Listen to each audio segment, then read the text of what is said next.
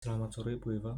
Sebelumnya, perkenalkan nama saya Evangelio Ardel Nimika Setiawan dari kelas 10-4. Hari ini saya mau membahas tentang hasil laporan observasi lingkungan sekolah. Baik, jadi pembahasan yang pertama yaitu mengenai perbandingan komponen abiotik. Jadi, pada pengamatan ini terdapat perbedaan kondisi lingkungan antara tanah lapang dan tanah bawah kanopi.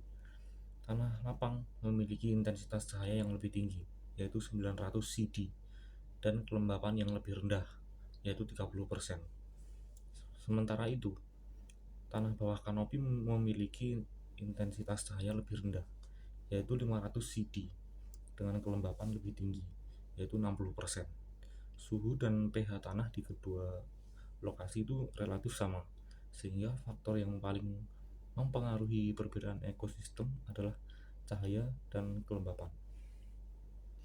Pembahasan kedua yaitu mengenai kelimpahan dan persebaran.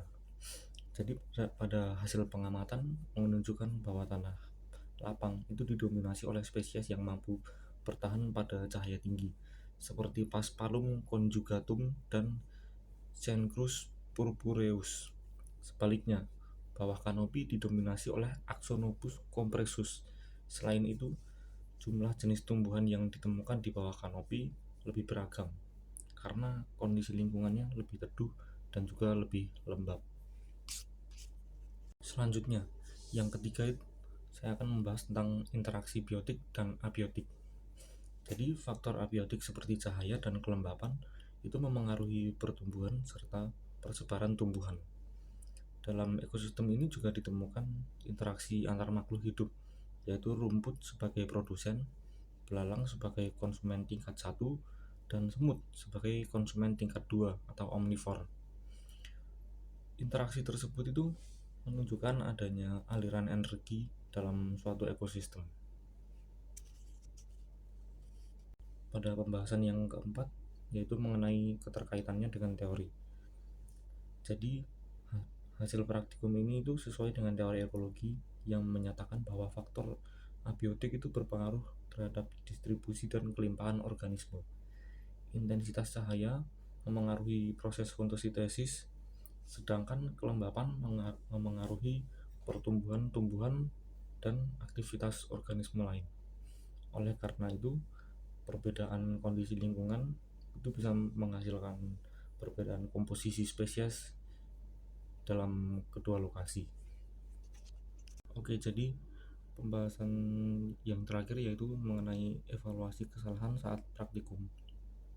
Jadi ya dalam praktikum ini ada beberapa kesalahan lah yang kita lakukan dalam kelompok. Misalnya identifikasi tumbuhannya itu kurang tepat, atau ada juga tentang posisi alat ukur yang nggak konsisten saat lagi ngukur cahaya, atau mungkin juga area samplingnya itu terbatas, jadi nggak sepenuhnya mewakili kondisi ekosistemnya di situ gitu.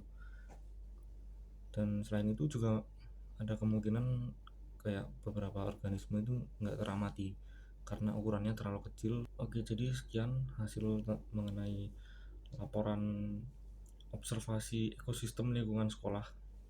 Terima kasih Bu Eva sudah menyimak. Terima kasih.